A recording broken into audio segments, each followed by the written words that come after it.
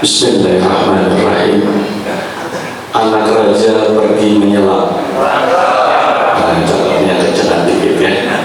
Anak raja pergi menyelam. Pergi menyelam ketemu gurita. Cakep dong. Pergi menyelam ketemu gurita. Terima kasih kepada pembawa acara. Wajahnya cantik kayak nenek saya. Maksudnya nenek saya waktu masih muda gitu kan. Kayaknya juga cantik sama pembaca. Siapa namanya? Hah? Sisi kiri apa sisi kanan? Oh, sisi kanan. Mas Allah udah nikah belum? Ntar ke rumah saya ya. Di rumah saya banyak ayam jago. Baik, bismillahirrahmanirrahim. Assalamualaikum warahmatullahi wabarakatuh.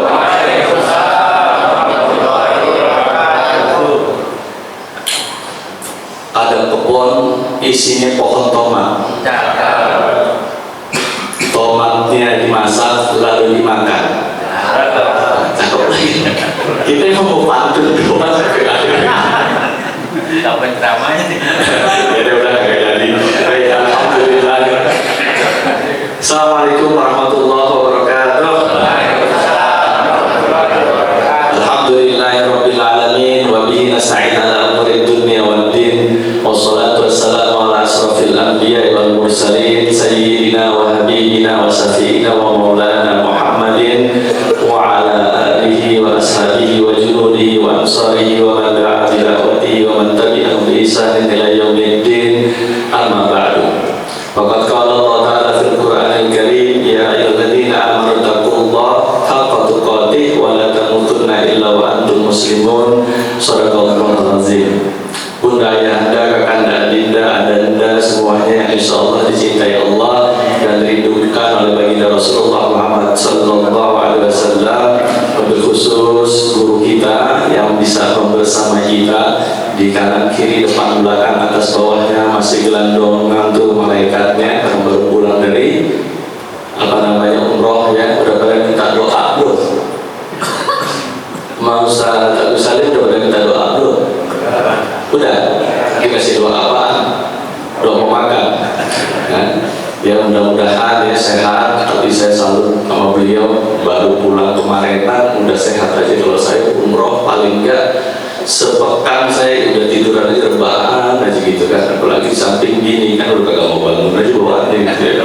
Alhamdulillah, mudah-mudahan dikasih kesehatan terus ya guru kita ini ya, sehingga kita senantiasa bisa meregup air-air kejernihan iman Islam dari ilmu-ilmu yang beliau miliki semuanya. Dan semuanya tentu juga kepada kita, mudah-mudahan Allah berikan kesehatan, panjang umur dalam iman dan Islam, dalam istiqomah, setidaknya sampai dengan akhir Ramadan ini kita bisa menyelesaikannya dengan sebaik-baiknya ya.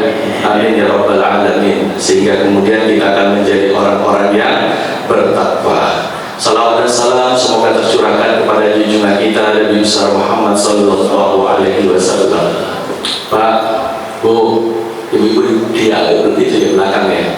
Sian banget ibu-ibu deh. Itu. Atas juga ada. Pak, udah mulai bosan belum Ramadan? Nah, ya jawab kecempak orang kan. Yang lain udah mulai bosan. Bu, bosan kan Ramadan udah Bu? Bu, bosan nggak Ramadan? Oh kagak, katanya kagak. Benar nih? Yakin nih kagak bosan sama Ramadan? Semangatnya makin kenceng apa makin kendor? Ayo, saya pengen nanya, semangatnya makin kenceng apa makin kendor?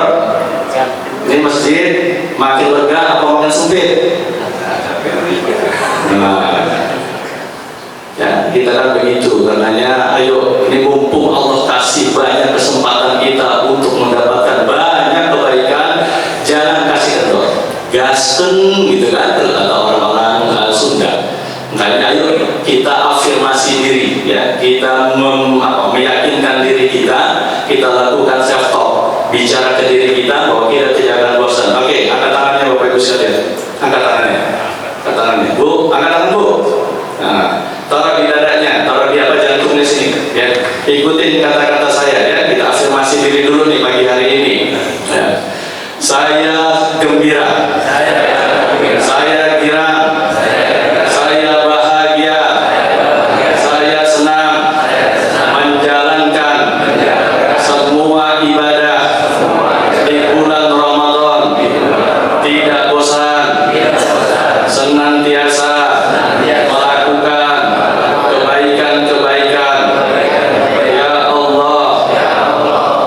aku kekuatan dalam menjalankan amaliyah Ramadan dengan sebaik-baiknya.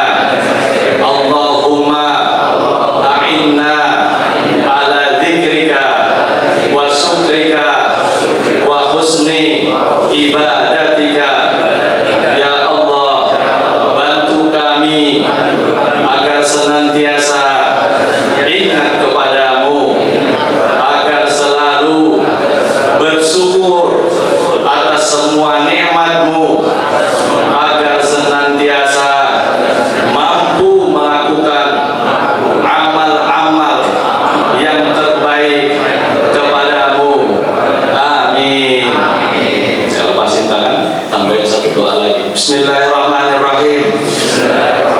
Bismika Allahumma ahya wa bismika amut. Udah molor daripada kalau bajian kan pada molor, apalagi habis sahur. Nah, Bapak Ibu sekalian, kita ini sekarang berada di bulan Ramadan. Bulan Ramadan itu kata para ulama tidak lain dan tak bukan adalah bulan di mana Allah jadikan Ramadan sebagai penyempurna dari amal-amal yang sudah kita lakukan di 11 bulan sebelumnya. Ya, itu sebabnya ada satu nasihat yang sangat luar biasa bagusnya dari seorang ulama yang namanya Ibnu Jauzi rahimahullah ta'ala. Siapa namanya?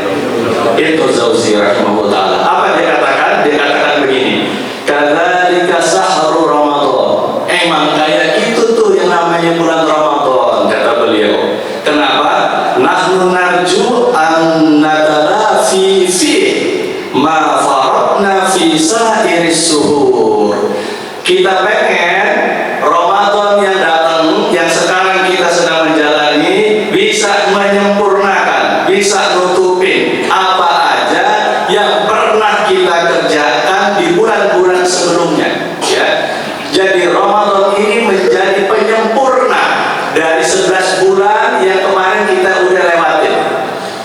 Dia nutupin, menjadi penutup dari 11 bulan sebelumnya. Meskipun Ramadan, Ramadan bulan keberapa kalau di dalam ini kalender Islam?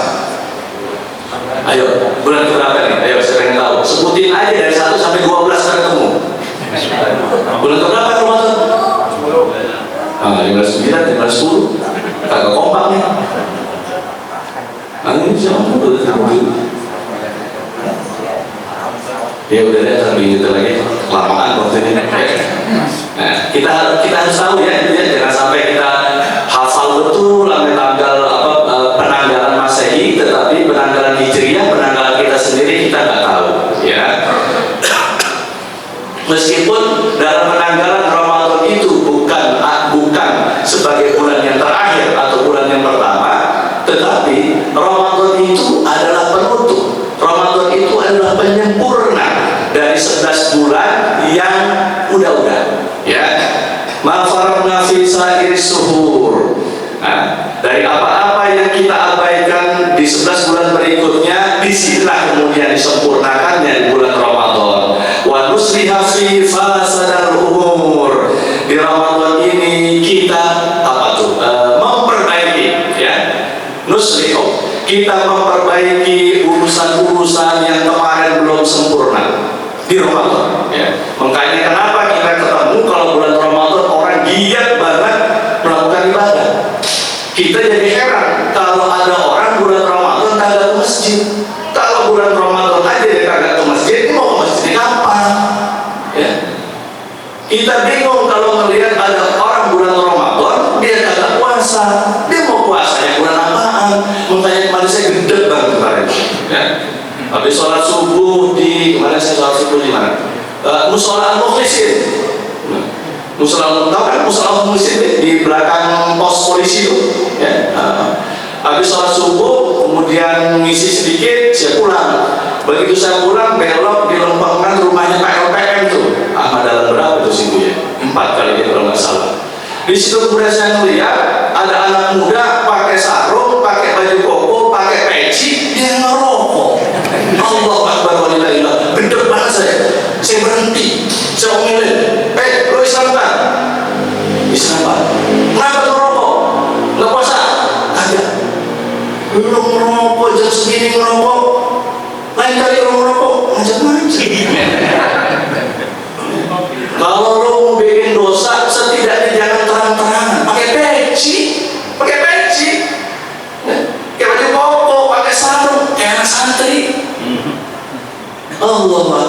Alhamdulillah berpengalaman bukan orang sini. Kalau orang Kukusan dia tidak tahu, mukanya bercahaya semua orang Kukusan. Kebanyakan main HP. Tuh, ya. Lah kalau bulan Ramadan aja di seenaknya aja ngerokok di jalanan, kita bisa bayangin gitu kan. Gimana kalau di luar bulan Ramadan, ya? Wa nuslihu fihi fasadal umur. Fayuhtim. Nah, makanya di akhirnya dia mengatakan fayuhtim lana bil farah was surur, sampai akhirnya, ya, kata beliau fayuhtim khatmul Quran, penutup Quran gitu kan, sampai akhirnya fakhat dimalana Ramadan kemudian akan menutup kehidupan kita bil farah was surur. Pada saat kita meninggal dunia, maka kita akan tersenyum. Kenapa kita tersenyum? Karena bil farah was surur, karena kita berada dalam kondisi bahagia dan senang. Nih bulan Ramadan. Jadi jangan sampai kita masuk bulan Ramadan, kita kagak sempurnain kekurangan-kekurangan kita di luar bulan Ramadan. Ya, coba kita lihat aja gitu kan ya. Di 11 bulan sebelumnya, ada nggak orang yang kagak pernah baca Quran? Nih, 11 bulan sebelumnya ada nggak? Ada ya. Ada banyak? Banyak. Ada orang di sini? Kagak, insya Allah di sini kelihatan baca Quran dulu kan? Ya. Nah, tapi Bapak Ibu sekalian, kita senang. Mungkin karena kesibukan dia tuh Quran jogrok aja tuh di lemari dia. Tapi begitu dia masuk bulan Ramadan, Quran dia ambil, dikebet-kebet, ditutup lagi, ditaruh lagi. Setelah dibaca, ya, meskipun sedikit yang dia baca. A'udzubillahi minasyaitonirrajim. Bismillahirrahmanirrahim.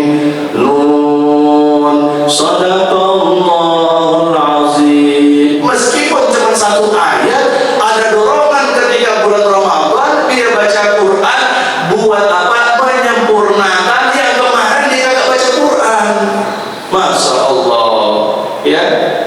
Di 11 bulan sebelum Ramadan, adakah orang yang selama 11 bulan kagak pernah pisan puasa sunnah? Ada nggak model kayak gitu? Yang 11 bulan itu kagak pernah sekalipun juga dia puasa sunnah, ada nggak? Banyak Bapak Ibu sekalian, banyak. Susah banget kalau disuruh puasa sunnah, termasuk anak saya itu. Yang perempuan susah banget kalau disuruh puasa sunnah, kecuali kalau puasa ini deh, apa namanya, utang dia deh yang dikerjain sih memang. Tapi ayo kita puasa bareng-bareng, puasa Syawal, ikut puasa tapi niatnya buat bayar utang. Kalau yang lain senang kemis segala macam, udah dapat capek aku kerja, ada juga yang alasannya. Tapi giliran Ramadan coba kagak puasa, lu jangan tinggal di rumah gua, tinggal aja di rumah nenek lu gitu kan, ya. Puasa semuanya, meskipun banyak juga orang yang kagak puasa. Begitu juga Bapak Ibu sekalian, ya. Di 11 bulan ada orang yang jarang datang ke masjid, betul nggak? Ya kan? Makanya kalau udah masuk bulan Ramadan, saya kira banget, senang banget. Tuh yang namanya masjid penuh Bapak Ibu sekalian, surau, musola penuh, senang saya. Ya. Yang kagak biasa datang ke masjid, kita datang ke masjid. Ya. Cuman saya cuma ngingetin, jangan dilecehin kalau ada orang yang jarang datang ke masjid 11 bulan sebelumnya, kemudian dia datang ke masjid, jangan. Ya, karena kita kan suka iseng gitu kan. Masjid tuh memang masjid udah jadi soleh gitu kan ya. Yang orang digituin tersinggung dia, udah mulai besok gue kagak masjid lagi, gue bikin masjid di rumah gua. Jangan Bapak Ibu sekalian, didorong, didoain. Saya doakan mudah-mudahan ente rajin ke masjid, mumpung sekarang gitu kan, apa namanya, merbotnya lagi sakit. Kalau ente datang ke masjid tadi angkat jadi merbot. Alhamdulillah Bapak Ibu sekalian. Jadi Ramadan itu memang orang kadang 11 bulan sebelum itu sibuk sama urusan dunia, sampai-sampai ketemu sama keluarganya itu susah. Ada orang kayak gitu. Ada laki-laki, ada suami yang kerjanya getol banget, kagak kenal siang, kagak kenal malam. Dia berangkat sebelum subuh, dia pulang lagi udah tengah malam buta. Ada model kayak gitu. Ada datang di sini. Ada dulu yang ngomong begitu. Sebelum subuh udah jalan. Subuhnya di mana? Di daerah pasar Minggu deh. Malam, anak-anak di daripada kita baru pulang. Itu masih anak-anak masih kecil. Makanya kalau hari Sabtu keluar kota, jarang banget di rumah.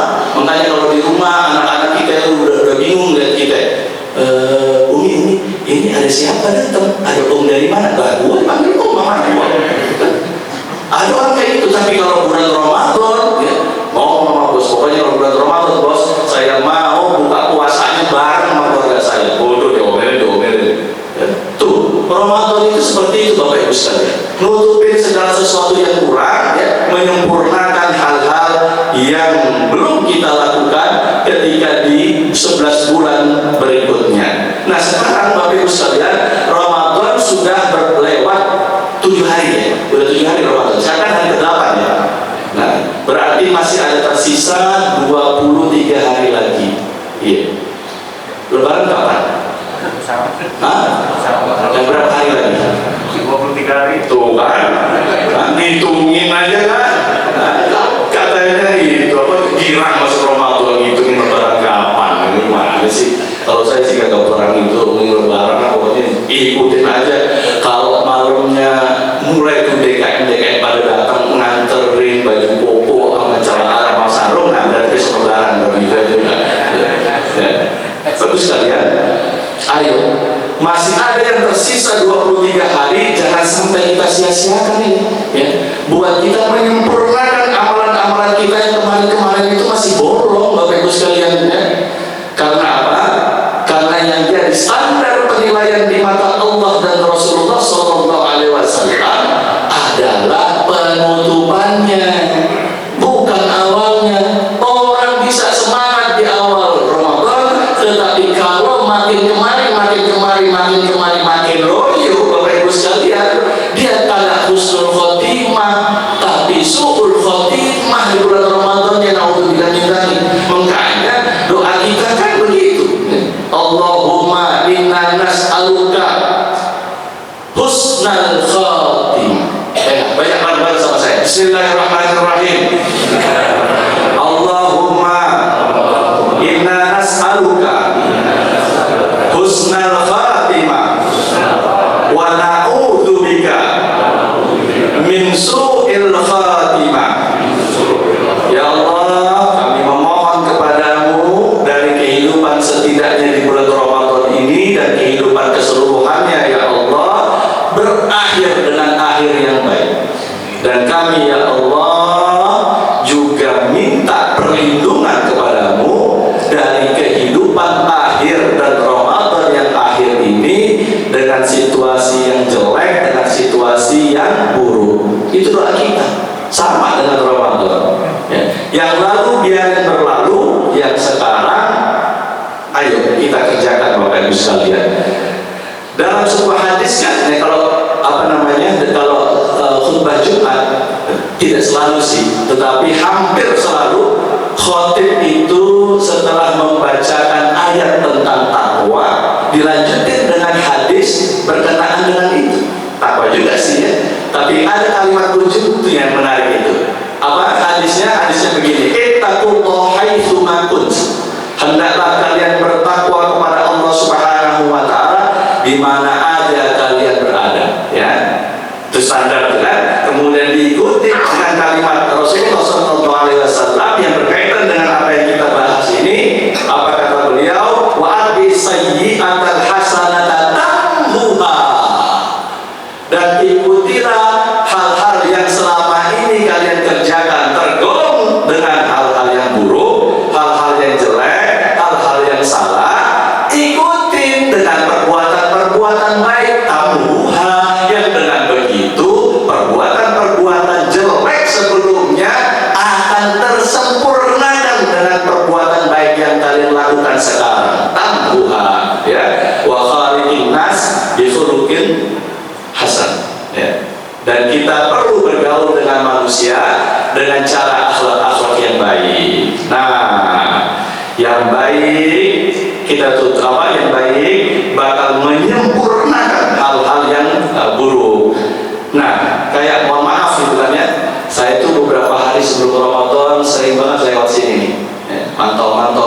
masjid yang ada di Kubusan. Yang saya salut sama Masjid Al-Barakah gitu kan ya, tuh masjid ini saya lihat dicat, benar kan? Ya kan dicat ya. Kenapa dicat? Biar semangat apa? Semangat aja. Kenapa dicat? Supaya dia cakep kan ya? Supaya orang kalau datang, ya Allah masjid terang banget gitu ya. Masya Allah. Karena sebelumnya kelihatan warnanya sudah mulai pudar, udah mulai jelek. Kalau udah jelek, kita kan suasana hati kita juga jadi jelek, jadi kagak enak. Sama begitu tuh, ya. Jadi jiwa kita juga perlu kita cek, maksud saya. Ya. Setelah 11 bulan ternyata tidak sempurna, cek yang kita bikin, yang kita alurin di bulan Ramadan yang lalu, udah tuh. Nah, ketika mau masuk bulan Ramadan sekarang, dicek. Ya. Mujahidin kagak ngecek. Al-Ikhlas saya lihat juga kagak kalau ngecek. Itu apa namanya, Al-Furqan kagak ngecek. Satu-satunya yang ngecek mana sih? Saya sih husnuzon aja. Ini duit kasnya banyak nih aja. Iya. Masya Allah. Orang setiap kali kajian itu yang namanya kotak amal lewatnya kencang banget gitu kan. Kenapa? Karena dia jamaah saya kok suruh dulu kan. Ya. Oh jamaah di sini udah kagak musimnya naruh duit langsung ke kencelengan. Biasanya transfer langsung, ya kan Pak? Ya kan? Langsung transfer ke bininya gitu. Bukan ke masjid gitu. Jadi Bapak Ibu sekalian, begitu juga. Dan ada satu kaidah lagi yang disampaikan oleh sahabat mulia, yaitu sahabat Salman Al-Farisi radhiyallahu anhu. Semoga Allah meridhai beliau. Apa kaidah yang disampaikan oleh beliau? Idza asa'ta sayyi'atan fi sarirah. Dengerin ya.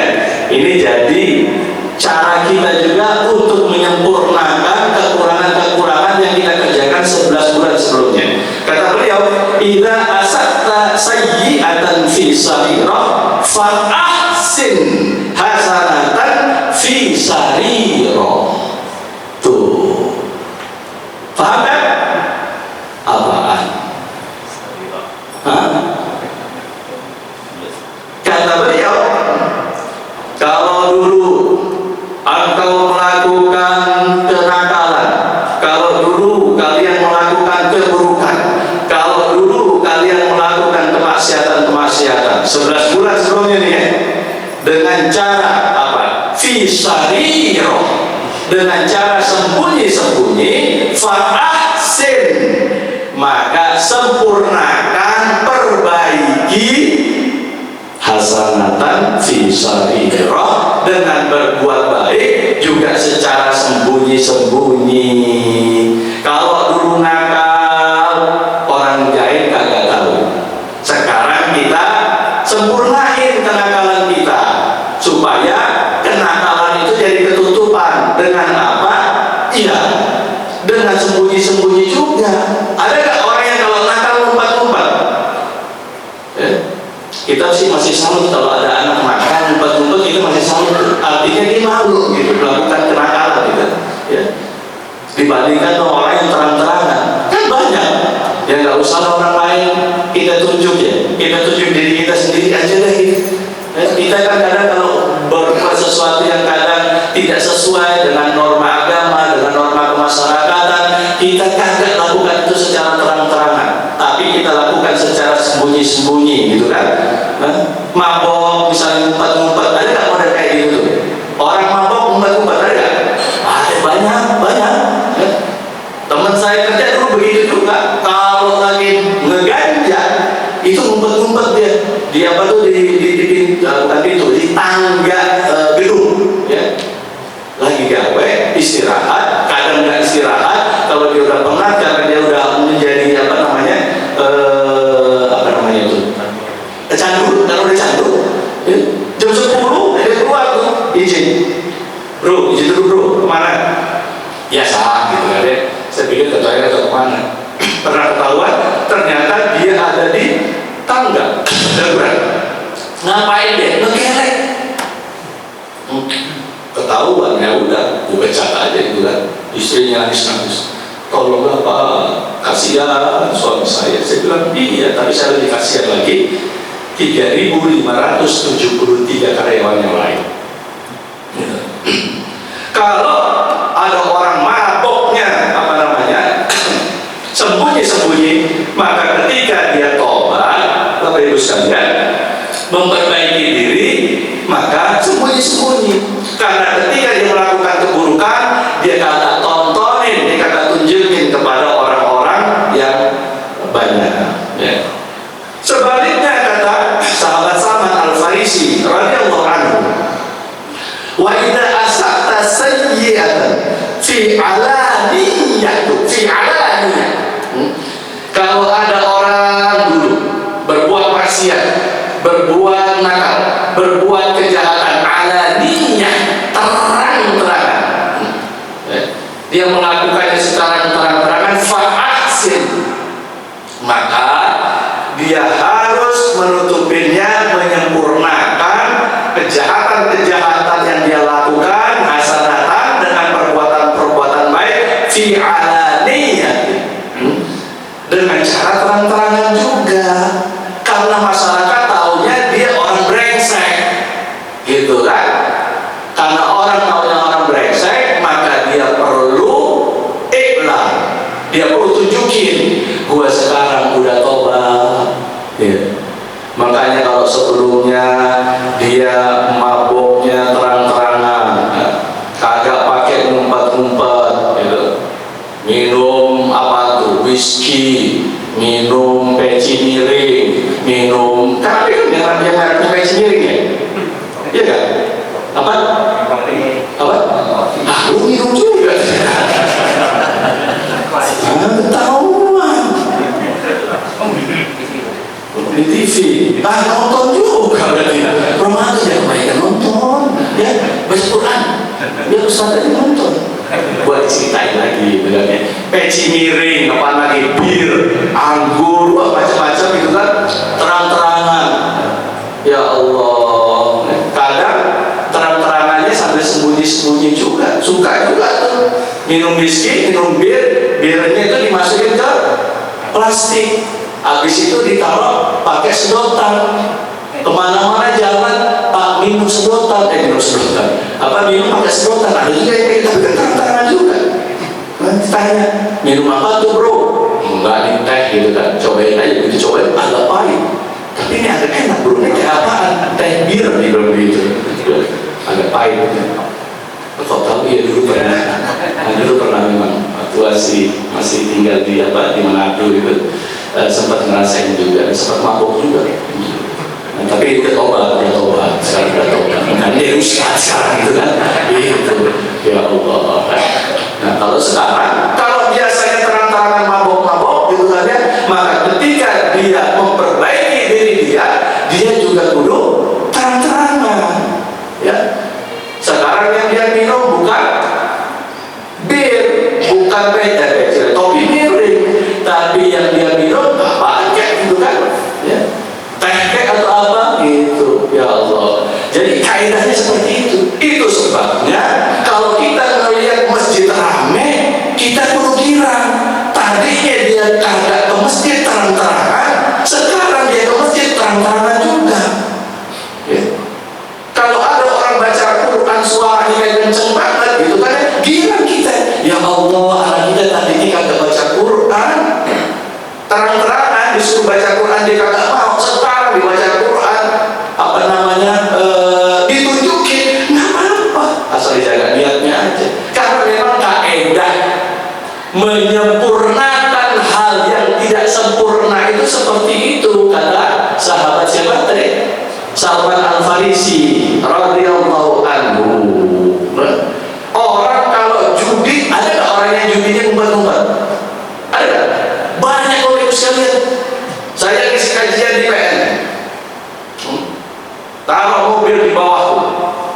Begitu taruh mobil di bawah, saya turun. Nah, dia kan ada di lantai 23 gitu kan, 23. Turun, lewatin tempat sopir-sopir lagi pada duduk. Ya, saya ngelihat tuh nggak banyak sih, goceng, ceban gitu kan ya, kayak 5.000, 10.000 itu jadi tahun sambil main gaple. Oh, begitu dia dari saya, Ustaz, wah, bingsakan, sebabnya dia udah berubah.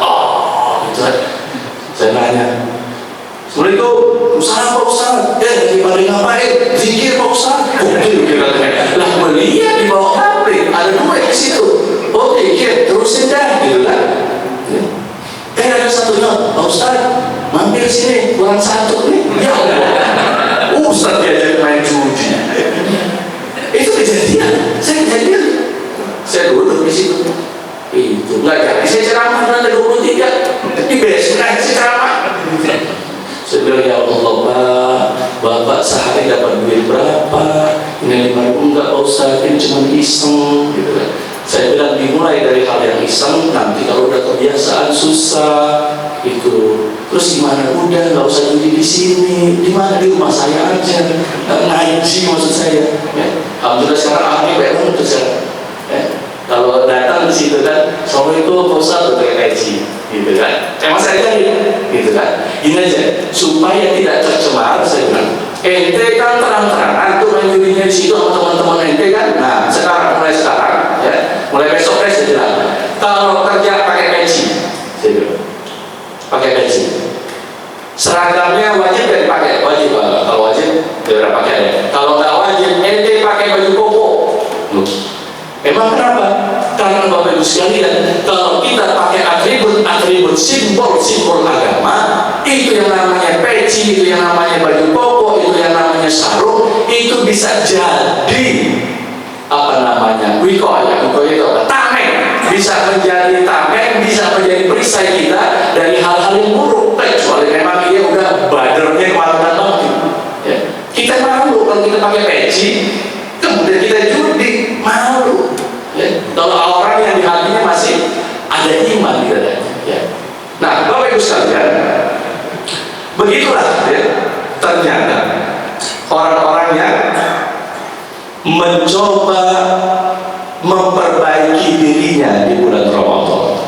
Karena Ramadan Allah buka selebar-lebarnya kebaikan.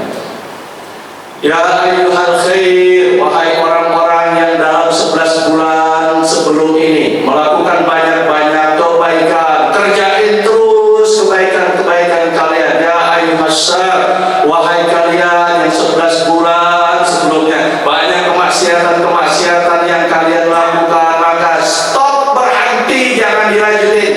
Ya. Kenapa?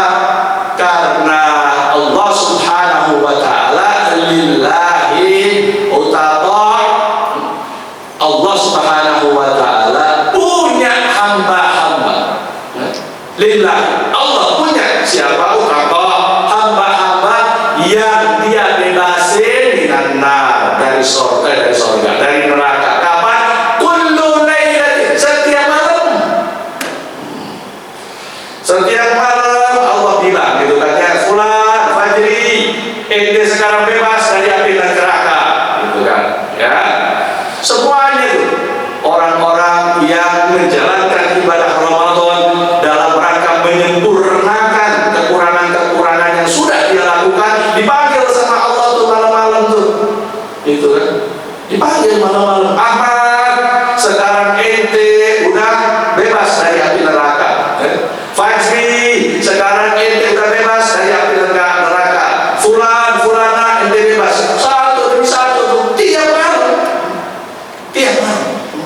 Makanya rugi